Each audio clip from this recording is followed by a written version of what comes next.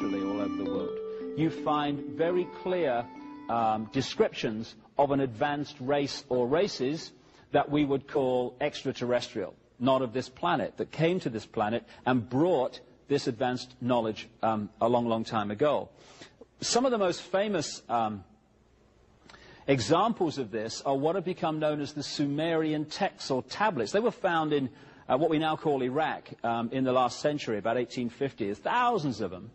And they've been translated by a number of people, most famously a guy called Zecharia Sitchin. People think he's the only one that's done it because of the publicity and stuff that he's got in his books, but many other people have done it, and actually have come to a slightly different interpretation than him. But the common theme of all of them is this, that a group which the Sumerian tablets, which were buried around 2000 BC, something like that, that they talk about this group they call the Anunnaki. In Sumerian, those who from heaven to earth came, which is the basic translation, but those who came from the high place and down to the earth. Sure, of some people on that are talking about this subject. I've seen them, when I've seen their pictures, I've recognized them.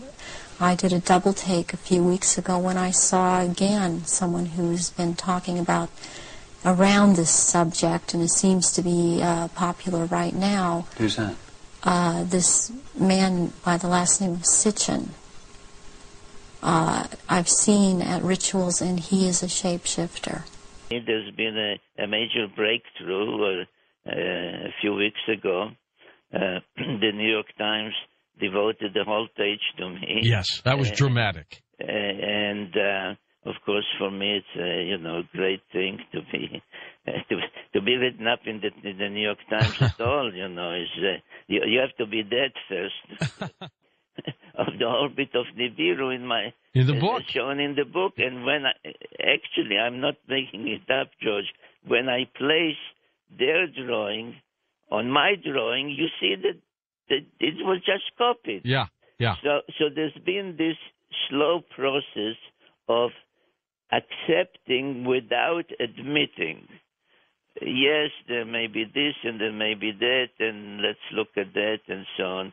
And I think that this article in the New York Times is sort of a signal that says, it's okay, fellows, from now on, it's okay to take that ancient evidence seriously. And when this planet comes by, it seems to always create some kind of havoc or catastrophe on this planet. Are we close, Zecharia, to this planet Nibiru coming back around again? No, I don't know, fortunately or unfortunately, but no, the last time, and that is explained in detail and with precision, and again with ancient tablets and all the paraphernalia that come with my writings.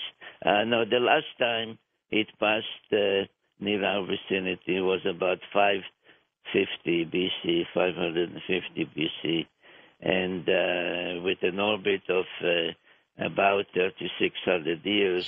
So we're 3,100 years away. It's more. It's down to 3,450.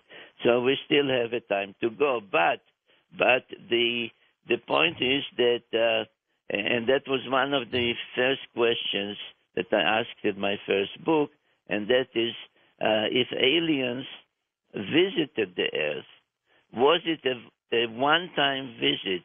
Were they space travelers who saw an interesting planet and said, let's stop and take a look?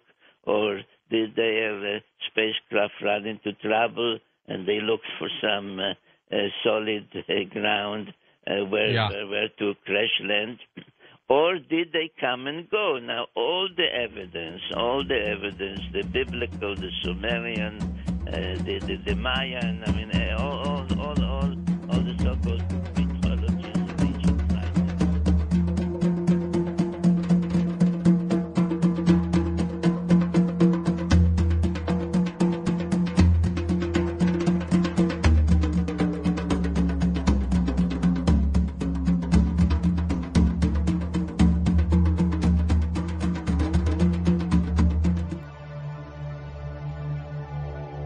I see chemtrails almost every single day.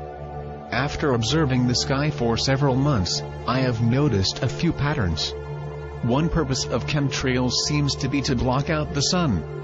When it is clear, or at least not completely overcast, trails appear and are created predominantly in the east, in the morning, and in the west, at night. This is likely because global warming is the official cover story. Never mind the fact that global warming has been proven to be a complete hoax, based on falsified science. Humans are not the main cause of global warming and cooling trends. These periods are caused by the sun. Blocking out the sun with chemtrails is not a good plan. Our bodies need regular sunlight to create vitamin D, which is essential to immune system function. I have noticed periods of thick overcast cloud cover lasting up to 2 full weeks. This cannot be good for our immune systems. If you see a lot of chemtrails in your area and finally see sunlight, be sure to get outside and catch some sun rays before the chemtrails begin again. Energy and frequencies are the basis of life itself. Every type of cell has a unique frequency. All of our senses and things we perceive vibrate at their own frequencies. When you feel happy, thoughtful, depressed, it's all about the frequency your brain is operating on. Our body has a very complex and sensitive electromagnetic field. Many of our body's systems rely on electromagnetic communication.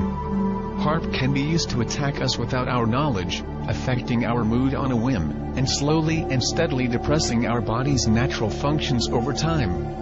If used at higher power, it can cause hallucinations, voices in our heads, anxiety and depression to the point of physical debilitation, and more. I'm not making this up.